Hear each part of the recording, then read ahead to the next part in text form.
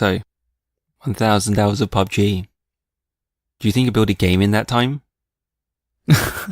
We're going here, are we? Why not? 1,000 hours is a long time. Yes, I'm sure I could have built a game in that time. Okay, let's make that the goal of 2018. 1,000 hours of game dev? Yeah. Oh, dear. Eat this, Malcolm Gladwell. We can do things in 1,000 hours. This feels like it should be more of a 2017 wrap-up pre-chat, but okay, we've gone here now. We've opened this box. Well, that's all I had to say. You seem confident. This is good. You still believe. I still believe. I don't know. I mean, it's a whole... You know, you've only got so many hours in the day. And actually, all those hours are spent working. You've only got so many hours after work. You managed to find a lot of hours after work, if I'm honest. Yeah, but they're all earmarked for PUBG. Earmarked for PUBG and editing this podcast. We can move on. You mentioned your hearing the other day. I think I've noticed the same thing now. This is age-related hearing degradation. The ringing has got louder for me. Okay, I don't have any ringing. I'm just conscious that I don't seem to be able to hear things quite as well as I used to. Oh, okay. It's different for me. I can't hear stuff above the ringing as much. What? What the hell did you do, man? Are you in the war or something? Just listening to music. Way too loud, evidently. Clearly. It's the only way to enjoy it. Yeah, well, my volume control on my iPhone is already at 6 notches. Out of 16? However many the hell it is. It's 16. Is it 16? So you're under half. I'm under half, yeah. But 6 already seems like really loud. I go all the way to 8. 8? Oh, so if you go to 8, then it's okay for me to go to 8. This is why I've got ringing in my ears. That's the thing. I think maybe I just need to get my ears syringed. Do they still do that these days? I think so. If you give enough money to someone, I'm sure they'll do it for you. They'll do anything. It's like, oh, for a party like that, that'll be... Welcome to Lost Levels Club. Welcome to Lost Levels Club. I have with me today Sir Michael. Hello. And myself. Father Ting. Tingathy. The artist formerly known as Ting. Yes, anyone will do. So, we are a book club of games, and today we are. Hooray! We are going to talk about her story. Are you going to give us the obligatory warning? There will be spoilers for her story. Major spoilers for her story. All of her story will be spoiled. So, if you haven't played her story, you should go and play her story before listening to this podcast. Unless, of course, you never want to play her story, in which case, you should listen to this podcast instead of playing her story. The funny thing is that this podcast is actually probably going to be almost as long as her story. So... Listen to the podcast. just you know what? Just listen to the podcast. Just listen to the podcast. Well, we've already got your download. You know, to be honest, that's all I care about. I mean, what am I... No. That's not what I'm saying. That's not what I'm saying. You know, we care about you deeply. Please keep listening.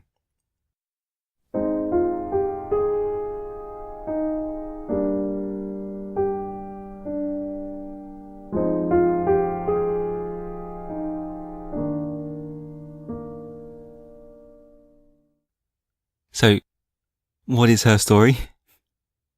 So her story is a walking simulator without the walking. No, it's an FMV game by Sam Barlow. It's strange and experimental. I've never played anything quite like it.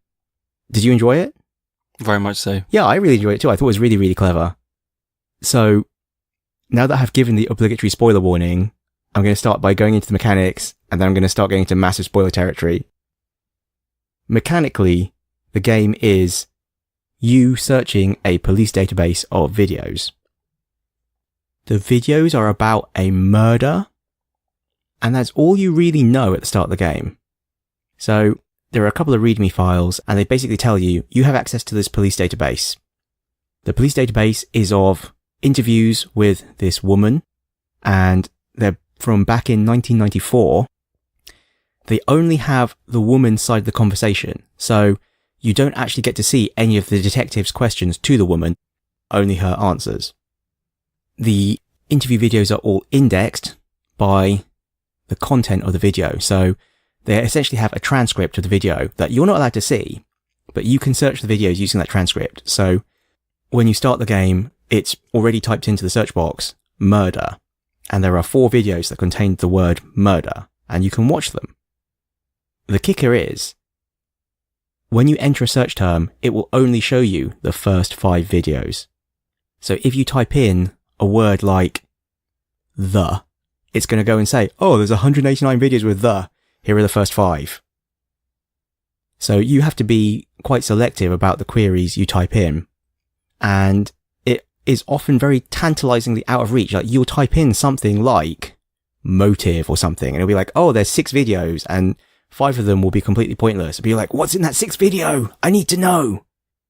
Yep, I experienced that. I typed in Simon, I got more than 15. And then the objective of the game. So it really isn't explained to you why you're doing this. Figuring out why you're doing it is kind of the point of the game in itself. I mean, you kind of get sucked into it. You know it's something to do with a murder, and then you kind of just give yourself the objective of what the hell's going on, who is this woman, who got murdered and why. You end up just doing that for yourself. But the game itself actually does have a kind of overarching point to it. I mean, should we say that now? Yeah, why not? Yeah. The actual overall point of the game, and this is a major spoiler, you are actually the daughter of the woman or women in the videos. Your name is Sarah, and you're trying to find out why your mother did what she did. And so this is what is revealed to you eventually once well, it's actually unclear to me. I'm still not completely sure whether it's just after you've spent enough time looking at the videos or whether you found a certain video. It is a certain video, is it? Because you actually went and speed ran it. It's a certain set of videos is what I've read. Okay, so once you've seen certain critical videos then, it will pop up this chat program, Chit Chat, and SB, Sam Barlow, I guess, will go and say, oh, so have you seen enough? Do you know why your mother did what she did? And if you say yes, then the game is over and you get to watch the credits. So when you log off the system the next time, you just get the ending credits. And if you're not sure why your mother did what she did, then SB on the chat thing will say, oh, well, don't worry, Sarah. You can always come back and search some more. So it's like, wait, I'm Sarah? Well, I mean, that's another thing. That's another spoiler territory discussion. So as you start the game, it's very intuitive. There's no tutorial needed. You just go in and you start typing into the search box. Typing in the search box, watching the videos, and then the videos themselves kind of naturally raise more questions and then incept you to type in other words. So from the first set of videos, you know there's a murder, you know there's someone called Simon, and then you're naturally going to type in... Actually, you know what? Let's just check. What did I type in? Because for both of us, we actually recorded every single search that we did.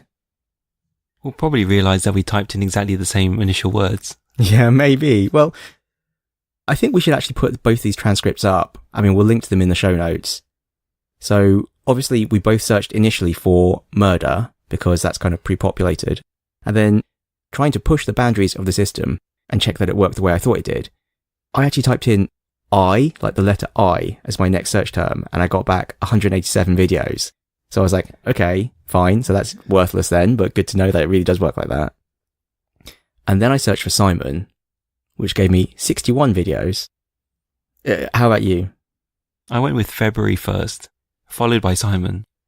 It's really funny because after Simon, I searched for February. So I guess this is a natural thing you're going to search for. Because you heard that they had an argument in February, wasn't it? Yes. Can we do 2 more? What are your next 2? And my next 2 are weirdly timesheet and motive, which motive actually came up with 0. Because a lot of the time, you know, you're just remembering something they said in a previous video and I'm like, oh, I should search for that. So I typed in motive, but evidently she didn't actually say motive. I just imagined that she had. And so there was nothing for motive. Okay, but your thought process is exactly the same as mine. Just trying to recall keywords from her dialogue.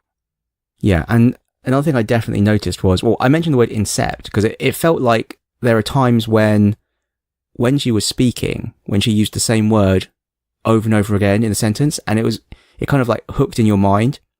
You know, if you were naturally speaking English, you might use a synonym, but she would just say the same word like 3 times in a row. And I was trying to think, is it that it's trying to incept you to search for that word, or is it actually just because from a game mechanic point of view, you don't want to use too many synonyms because it will make it really awkward to search for those words? Because the thing is, it is a game at the end of the day. It did flow very naturally. it was clever. Another mechanical point I think we should mention as well is the database viewer. So you actually didn't know about this until really late on when I mentioned it to you. Is that right? That's right. So the interface to the game is actually kind of a pseudo computer desktop. So there's the main video searching program, but you can kind of actually move that out of the way and see other icons on the desktop. One of which is called, I think, DB Viewer.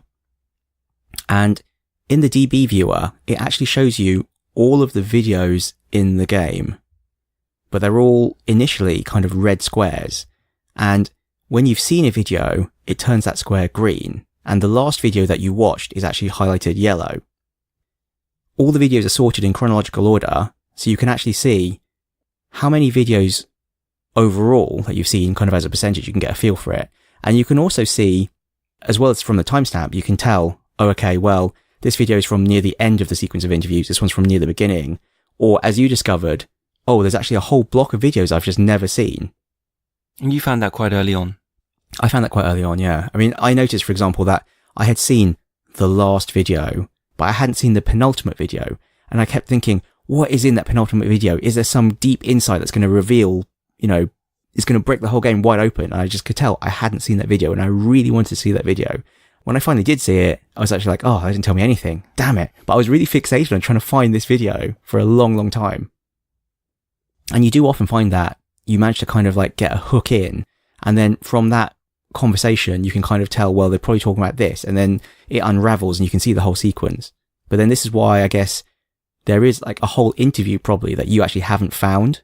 Yes. It seems your search queries just, for some reason, just never quite managed to hit on that one. So we've both finished the game, but I've actually seen every video, and you have, what, like 80%? Yeah. The achievement is 50, 75, then 100? Yeah. So I've popped the second one, the 75 one. But going back to the use of the words or the language in the dialogue, that's also to do with trying to direct you or lead you down a certain path. Well, I think so. I mean, that's why I was saying Inception. She'll say repeatedly, oh, Rapunzel, Rapunzel, Rapunzel, or something. There are certain terms that come up, and either they're unusual words that come up a lot, or there'll be a word that there's an obvious synonym she could use, but she doesn't use it. And then some of them, like Rapunzel in particular, they're used in really weird, arbitrary ways. Like she talks about Rapunzel, the story of Rapunzel. She talks about how she thought of herself as being Rapunzel. She talks about a Rapunzel doll in the attic, for example. They're really weird things, but it kind of comes up multiple times, probably to give you hooks into various different interviews. I mean, you can tell that as well as being a well-written story, it is actually quite a well-designed game as well. It's not like he just wrote a story and then just shoved it into this game form and hoped for the best. It feels to me like it was written with intent for the mechanics as well as the story. And as part of each of these videos, there's a timestamp, and you were tracking these from the beginning? You mean the timestamp in the video itself? Yes. Yeah. I mean, obviously I don't know how you played it, although, you should tell me about how you played it in a minute, but after the first few videos, I started to notice other things as well. So obviously there's what the woman is wearing, and then also in the top right of the video, it actually says the date and time of the interview. So you can get a feel, even if you didn't discover the video viewer, you can tell exactly when the video happened and also whether it was before or after a video you had seen before. So I started making notes of, what the woman was wearing on particular dates to try and sort it all out in my mind. And this is all in my notes. So.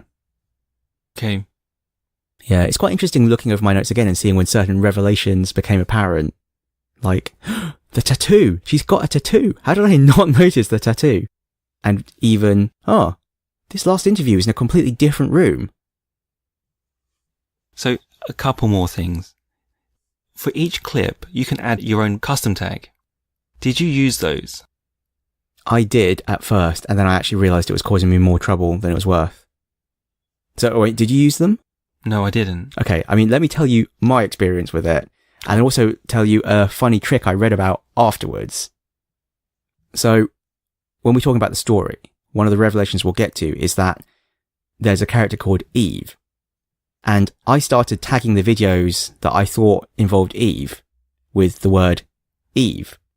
But then this just caused me loads of trouble because later on I would search for Eve and it would then say, oh, there are 18 videos about Eve and here are the first 5. And I'd be like, what?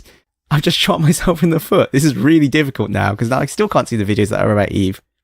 So in the end, no, I didn't use it. I think it would have been better just to like put like a numeric ID or something on them so I could call up that specific video. Like to count in the DB viewer, like, oh, this is video number 189 and put 189 in. But no, I didn't do that. I tried to just use it organically and then I ended up thinking, this is really unhelpful. And then actually going back and finding these videos and deleting the tags on them just so I could go back to how it was before. The trick though I did a whole bunch of random background reading after I'd finished it and 100%ed, seen all the videos. So a neat trick is when you search for a video, it shows you the videos that matched your search term in chronological order. So if you search with nothing or like blank, well, initially the user tag is blank. So it will just show you the first 5 videos. And then if you then put something in the user tags, they won't be blank anymore. So the next time you search for blank, you'll get the next 5 videos. And you can just do this to watch all of the videos in order, which seems actually really cheeky, but actually very clever. Can't believe I didn't think of that. I wonder if Sam Barlow left that in intentionally or if he didn't think of that either. I mean, that would be an interesting question. I'm hoping he did. We should ask him. He probably won't respond. He might respond though. He might respond. Is he a nice guy? I don't know. We'll find out. There's one more thing I want to talk about mechanic-wise. There's an option to turn off the anti-glare. Or is that right? Yeah, they call it the anti-glare filter. I mean, it's the faux CRT TV effect. Why is that an option? Why do you think that's an option? Because it's really annoying. I mean, literally, that faux TV effect, it is quite immersive. It makes it, what is the... Okay, but I mean, being facetious, what makes this game look like a professional game? It's that faux CRT effect. If you take that off, the game looks like it was made in, I don't know, like PowerPoint or something. It looks really janky. But that's what police software looks like. That's in my mind in the 90s. Yeah, but that faux CRT effect is what makes it look like a modern game. It's like, oh, shaders. So I think that's why it's there. And it does add a bit of immersion because one of the kind of special effects that can happen when you have the anti-glare filter turned on is you can see your reflection, like the reflection of the character doing the search in the screen. And that itself is kind of a clue, although I didn't really pick up on it until after I got the ending and it said, oh, you can come back, Sarah. I was like, you're right. It's a woman and it looks just like not just like, but it looks, you can't really tell because it's just a reflection, but it could plausibly look like the woman in the interviews. So you are her daughter and, maybe it's a clue to that. But you had it turned off because it just wound you up. Yeah, it wound me up. But then I was told I could see the reflection. So I felt like I missed something, but you've told me it's nothing. Yeah, I didn't think it was a big deal. Okay. That's all I have for mechanics.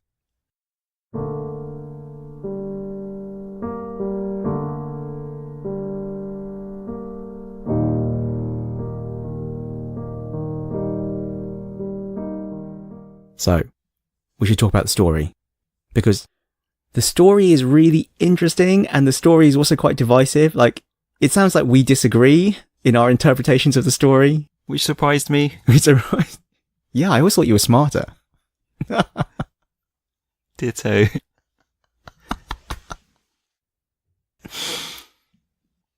So, the story. We'll give our own interpretation of the story, and then we can discuss why I'm so wrong.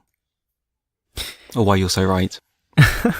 It is really funny because it's a human thing, I guess, to latch onto one explanation and then become invested in that. And it didn't really occur to me the alternate explanation, which is obviously the one you believe, until afterwards when I was reading a guide. And I can actually see how your one is plausible too. It's a matter of like what weight or what importance you put on certain bits of evidence. So I think the two major interpretations of the game are they're twins or it's a split personality. And both interpretations require you to suspend disbelief in certain portions of the story, because the twins' explanation is fabulously improbable on the grounds of they're two different people. You know, at some point someone's going to notice they're two different people. Whereas the split personality one, there's all sorts of physical evidence in the sequence of videos that implies, no, they're two different people. But you could argue that it's makeup or temporary or things like the tattoo and the bruise, for example. So anyway, my interpretation of the story. So the woman in the interview is officially Hannah Smith, and she is married to a man, Simon, and he has been murdered. His throat has been cut, and his body has been found in the basement of their house. Hannah has a twin sister called Eve, and there are many, many references to reflections and mirror images. So Hannah's mother gave birth to twins. The midwife, Florence, told the mother that one of the twins was stillborn, strangled by the umbilical cord. But actually, she was fine. And the midwife stole the other twin sister and raised her in the house opposite. And so the two daughters could see each other through the window and thought each was the reflection of the other. One day, they met and realized they were separate people, but kind of still thought of each other as their reflection. And then Florence dies, possibly pushed down the stairs by Eve.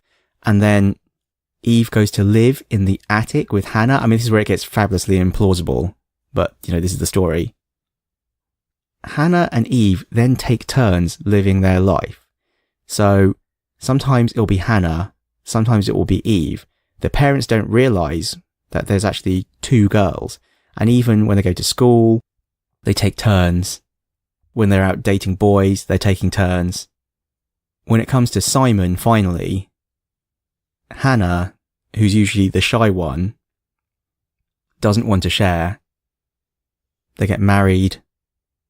Hannah is pregnant. Eve can't get pregnant. And so their mirror symmetry is broken.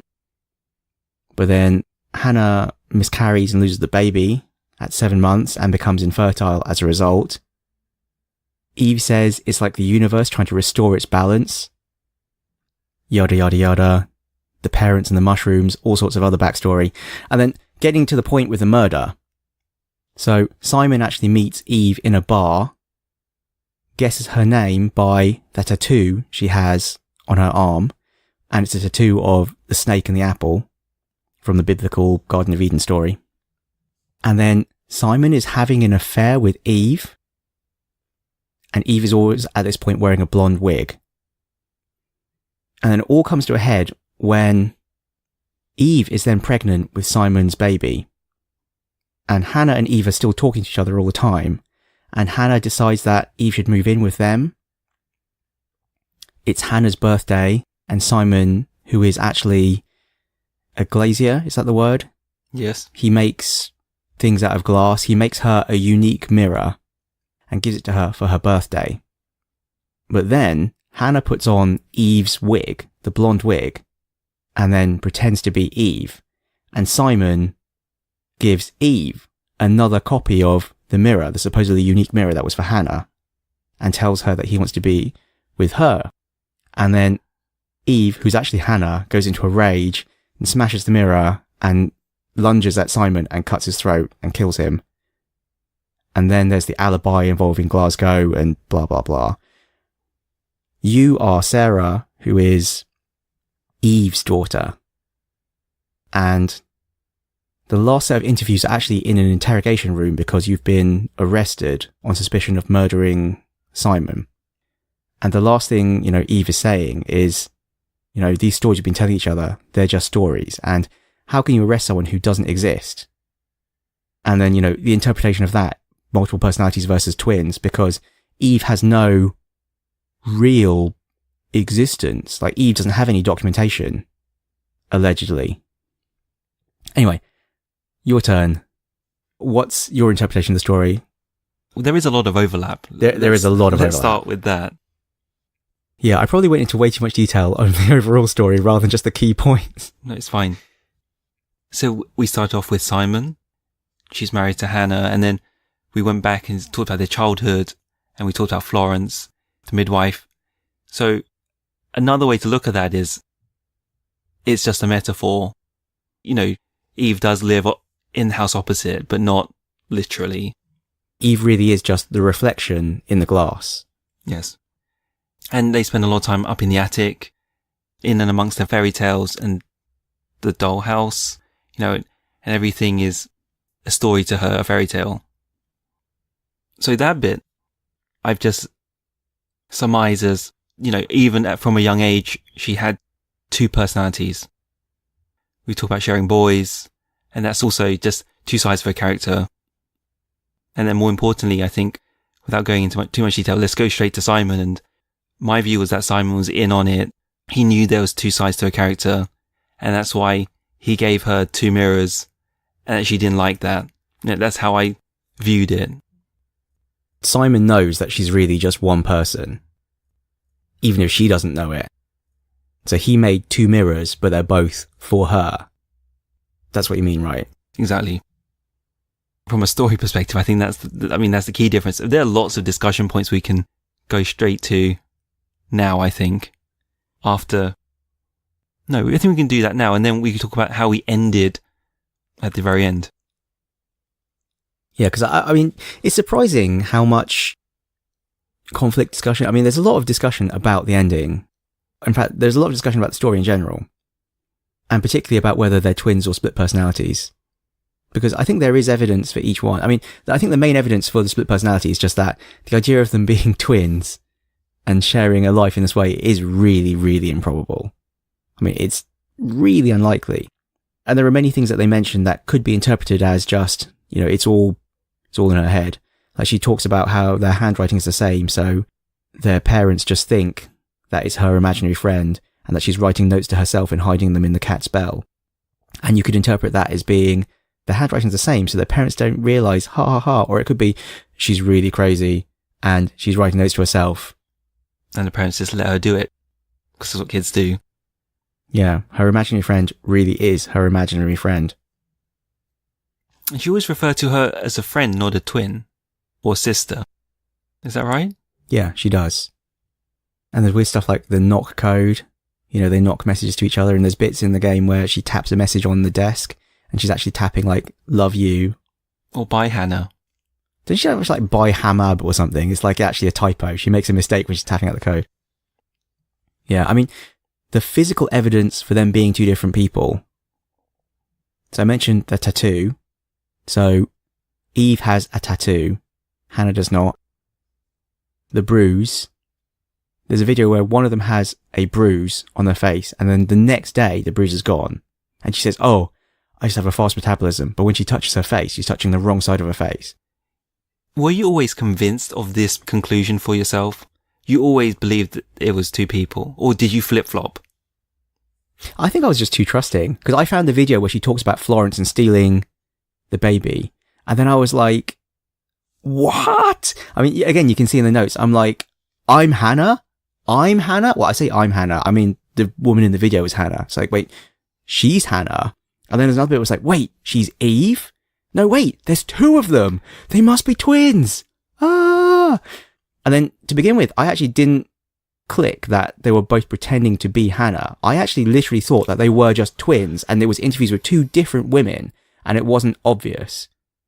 It was only later on that it became apparent, you know, from the line of questioning from the police, that the police didn't realise they were two different women and they thought they were all Hannah.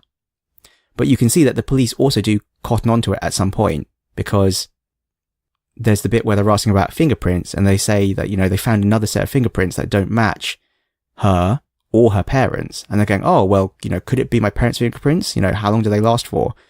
Because they found Eve's fingerprints, which are different. I mean, this is like the physical evidence that suggests that they are twins. But they have nothing for Eve. What do you mean they have nothing for Eve? They don't have Eve's fingerprints, so no one's saying they are Eve's fingerprints. They're just another set of fingerprints that could be Eve's. Correct. But you know, that's the thing, you don't know, because at the end, they evidently do have Eve. It's Eve being interrogated, because the lie detector test, she passes all the questions apart from the one where they ask her name. You know, is your name Hannah Smith? She says yes, and she fails that question because she's Eve. So you were consistent in your thinking. It didn't occur to me that it could be split personalities until after I read some discussions about the game. I was like, oh, you're right. You could think of it as being split personalities. It just means that you have to discount other bits of evidence. Like, you have to think, well, the fingerprints, they're not Hannah's, but that doesn't mean they're Eve's. And the tattoo could be a temporary tattoo. And the bruise, she could have covered up with makeup. But were there other details in the game or other plot points where you thought, oh, this, but then that, then this again? No, I was consistent in thinking they were twins. Or in anything else? There's lots of ambiguous things, like the circumstances of the parents' death, which seem, again, really strange and implausible. So the parents apparently die of poisoning by death cap mushrooms, but the father was a mushroom expert, so he should have known not to pick death cap mushrooms. And also, apparently Eve would have been hiding and living in the parents' attic this whole time, and the parents really didn't notice a woman living in their attic. And whether or not Eve is responsible for poisoning them with the mushrooms, she just lived in the house for like days with dead parents underneath there. I mean, these things seem really improbable, and possibly signs of being slightly deranged or a split personality. So, you know, lots of things where I thought, well, this seems really odd, but I just have to go with it. And then afterwards, when the split personality idea was raised, it was like, oh, okay, I can see that there are many things that make this sound actually more plausible. I did go through a phase where I thought there were two people. Then I flip-flop back. Yeah, it's a matter of like, how reliable a narrator is she? Because, you know, if you view it that she is an unreliable narrator, whether deliberately or because she herself is deluded, then yes, the split personality interpretation makes much more sense. I mean, at the end of the day, it is a work of fiction. So I'm not really viewing it as critically as I would if this was real life. I think the twin interpretation just makes a more interesting story. This is probably me lying to myself because I'm so tied to this, you know, I'm invested in this interpretation. No, but there are some things that, like you say, fit the other, you know, belief. You know, for instance, the infertility. What is she saying there altogether if she's the one person? Yeah, I mean, if she's the one person, then she's saying, what, that she couldn't get pregnant, but that's because she was already pregnant. But then, no, 8 years is 8 years later. She's pregnant. With Sarah. No answers. No answers. And then only questions. And I asked you before this recording about Rapunzel, and I really wanted something to be there. I feel like Rapunzel is just one of those words used to incept certain queries. So it's just a recurring theme in the game. If she's like Rapunzel, because Eve is wearing a blonde wig, Eve was kind of in the witch's tower, you know, living with Florence in the attic. And then there's frequent references to it when it comes to interpreting the pictures, which is some weird kind of Rorschach type test that the police ask her to do. I don't really understand that. Or when she's trying to explain away the blonde hairs that they find in her house. And she says, oh, there's a Rapunzel doll in the attic with long blonde hair. I mean, there are other things as well. You went off and started looking for coffee and tea. Well, this is just another facet of me trying to figure out whether you think they're two people or whether you think they're two facets of the same person. The interviews are definitely sometimes Hannah and sometimes Eve. And so one of the things I was trying to do was figure out which was Hannah and which was Eve. And I didn't really get completely to the bottom of this. Like, I've got to admit, I didn't really forensically try and go through it. I spent some time myself, and I also just read some other guides, and I've mostly just gone with other people's interpretations. But, you know, one of the clues to whether it is split personality versus two people could potentially be in this: the tea, the coffee, and the tattoo. I mean, it's all going to be anecdotal because at the end of the day, I drink tea sometimes, I drink coffee sometimes. It doesn't mean I'm two people. But in the context of this game... So you think. Yeah, Coffee Mike is a bastard. But Tea Mike's so nice and cultured. In the context of this game, one of them appears to always drink black coffee. The other one always appears to drink tea with milk and sugar. And then there's a turning point where the detectives start asking awkward questions that are insinuating that they're two people, that they know that she's not really Hannah Smith. And at that point, one of them starts drinking coffee, but with milk and sugar. But one of the interesting things would be, you know, that tattoo is a piece of physical evidence that it is Eve. And if you're saying that there is a split personality and the tattoo is a temporary tattoo, then at some point she must be applying the tattoo. And could she end up in an inconsistency? Like she forgets to apply the tattoo, but she starts drinking Eve's drink, you know. An inconsistency like that could potentially indicate one way or the other.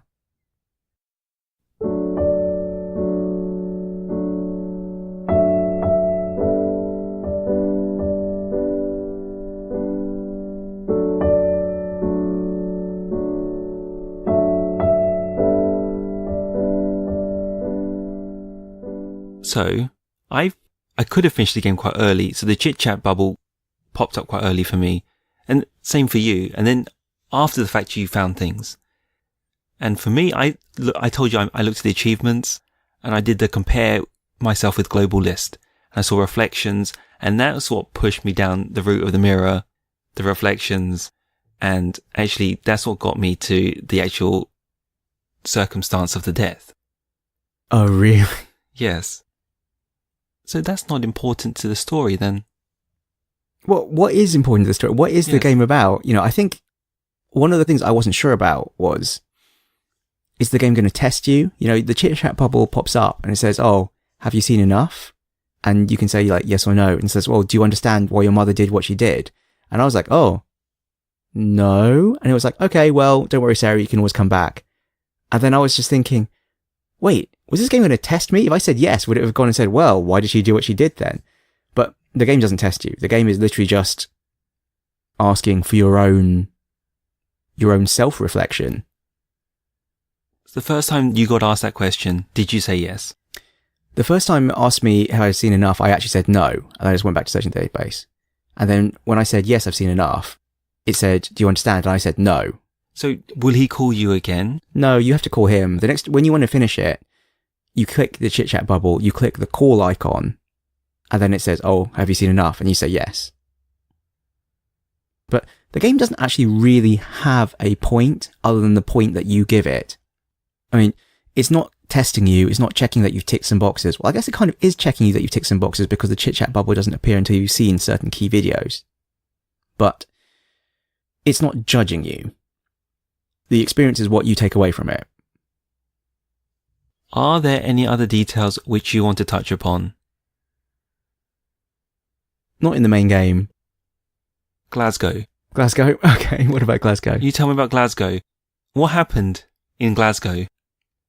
Glasgow is just another facet of the story, another red herring. I mean, depending on what you think of the point of the story being.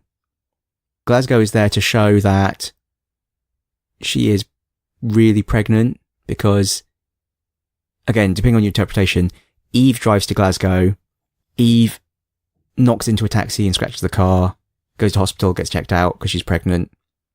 And the reason she goes to Glasgow is after Simon is killed, they set Simon's watch to a time when she would be in Glasgow and break the watch to, in a very movie cliche style, kind of fix the time of death. And then she drives to Glasgow to prove that she wasn't there when it happened. Then what is Hannah doing at this time? Well, if they're two people, Hannah's cleaning up the body. And cleaning up the crime scene. Because they're not two people, something I've not thought about. As the game comes to close, the chit-chat bubble pops up and asks, so do you understand why your mother did what she did? What do you think that question is about? What do you think what she did is referring to in that sentence? That's what I'm asking you. Yeah, and that's why I'm saying, you know, it's kind of what you take away from it. Is it referring to why she killed Simon? Is it referring to why she covered up for her sister, if she did indeed have a sister? I mean, there's various different interpretations of what she did means. What do you think? I mean, if you think about it logically, and if you're subscribing to the twins theory, SB is talking to Sarah. Sarah is Eve's daughter because Hannah was infertile, so it must be Eve's daughter. Again, this is assuming you trust what they've been telling you. And so the mother in this case is Eve. And if we're trusting what Eve said, Hannah is the one that killed Simon, not Eve. So the question is, why did Eve take the fall for Hannah? Because they have someone, the DNA matches, because they're twins. I mean, they never really bring that up, but that's kind of like inferred. So Eve could go to prison for Hannah and Hannah could get away because there's no official record of Eve ever existing. So if Eve says she's Hannah, well, they've got someone who fits the bill. She looks right. No one else knows she's Eve. If you went up to one of their friends and said, is this Hannah Smith? They'd say yes. So my interpretation was, why did Eve cover up for Hannah? And why? I don't know, man. I said, no, I didn't understand why. But that's like 80% of the work done. I'm satisfied with that. Yeah, I mean, if you subscribe to the split personality theory, then it would be, why did Hannah/Eve kill Simon? Which is a valid question too. So there you go. Any final words on her story? I have nothing, but you do. I'll comment that the one achievement I don't have is about the mirror game. So everything in this game is referring to mirrors and reflections and so on, but on the computer desktop, on the faux computer desktop, instead of the recycle bin, there is the rubbish bin, which I thought was very charmingly British. And inside is the mirror game, which is basically Reverse E or Othello.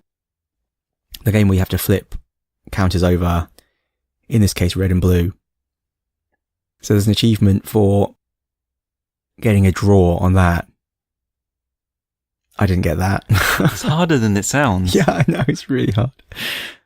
I got all the others though, but the others were mostly just for watching every video. So, you know, I didn't get a platinum. Was this on any other platforms? This is only on PC, isn't it? iOS? Oh yeah, iOS, you're right. Do you want to talk about the lie detector and the search terms? Oh yeah, I guess another final thing then is my journey to 100%. So, seeing as I didn't know about the blank trick, in order to watch every video, I made a lot of use of admin random. So when you watch the credits, it actually gives you 2 extra hints to try and help you find every video. So it says, well, try admin random and unlock. Admin random just shows a random video. And through the use of admin random, I found the lie detector videos, since she gets told, answer yes or no. And I think there are 4 videos each of her saying just yes or saying just no. And of course, if you type in yes or no as the search term, you actually end up with loads of videos. So I was just thinking, how on earth are you supposed to find these lie detector videos? I eventually discovered that you can actually just put the word yes or no in quotes, and then it will show you just that video. Though I did not think that was obvious at all. One of the notes does imply that, but I didn't use quotes. Well, they talk about searching for a phrase in quotes. But it seems slightly odd that, you know, if you were to search Google for one word in quotes, I think it would do the same thing as if you search for it without the quotes. So to me, that was slightly non-obvious, but, you know, I tried it anyway and it did work. The other admin command is admin unlock. And that I didn't use for a long time because I thought it might actually just give me access to all the videos, and I thought that might break the game, and I kind of wanted to still keep playing by the rules. But I did eventually use it. And admin unlock lets you see the first 15 videos instead of the first 5. So that also helped me a lot get the last few videos. There's a secret command as well, I think admin share. What does that do? It brings up some like in-game kind of browsery thing. I've never actually used it, I just read about it. Because Sam Barlow in an interview mentioned a secret command, which it turns out is admin share. But I don't think it's ever actually been made use of. But the idea was to try and share other people's search histories. So people could see like other people's paths through the game. But in the end, it's something that hasn't really been made use of. And it's a few years later now.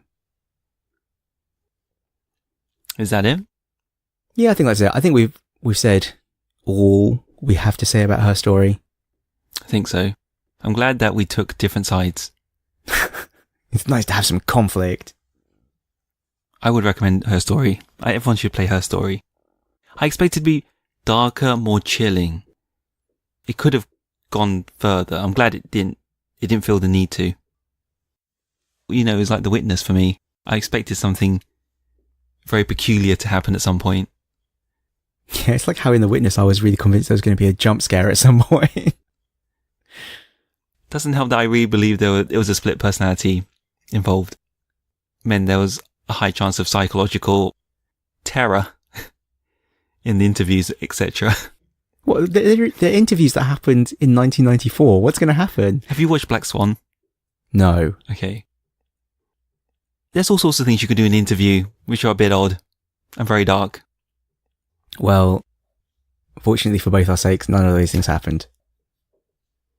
Yeah, it's a short game. It's worth playing. I'm definitely looking forward to what Sampali does next. Yeah, so he has 2 upcoming works that we know of. Telling Lies and War Games.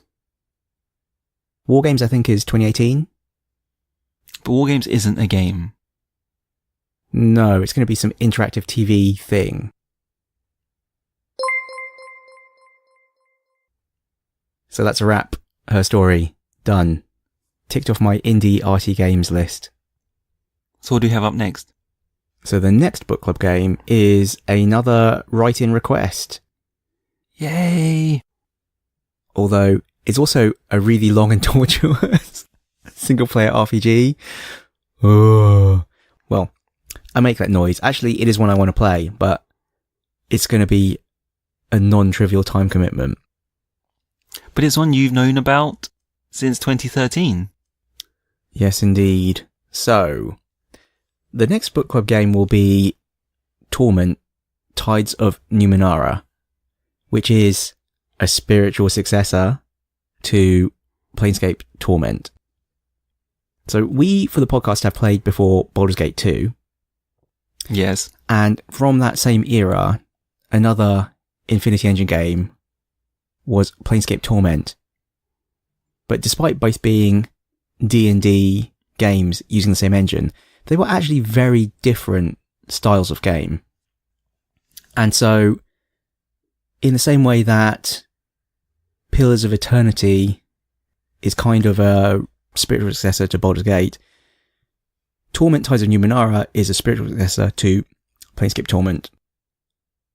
I think that the Torment games are much more about the story and the characterization than, say, the raw combat and throwing fireballs in people's faces.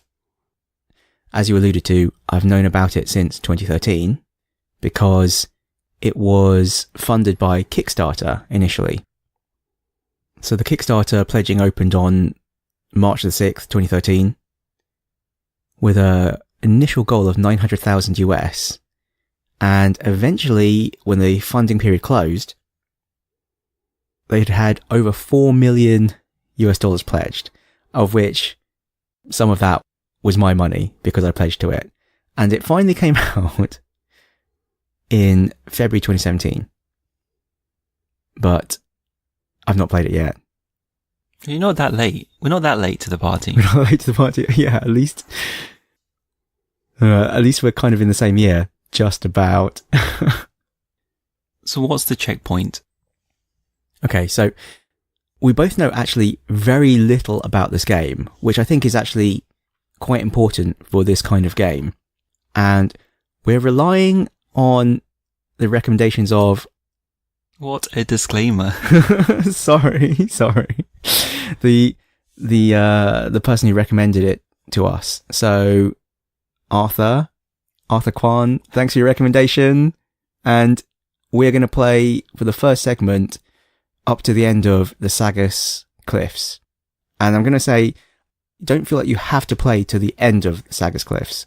I think it's just that if we leave the Sagas Cliffs, then we'll stop, as in we being you and meeting. But if you are still in the Sagas Cliffs, well, we're just going to talk about that area next time. It's, a 30 to 45 hour game? Hopefully more 30 and less 45. And we're going to try and do it in 3 segments. So for the first segment, we're going to do the Sagas Cliffs. That's it. And that's it. We were Lost Levels Club. We still are Lost Levels Club.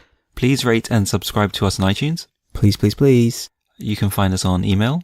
mike.and.ting@lostlevels.club. On Twitter. @lostlevelsclub. On Reddit. /r/lostlevelsclub. On YouTube. And Twitch as Lost Levels Club. Mike, what are you grateful for today? I'm grateful I had 7 hours sleep. So Michael says bye. Bye-bye.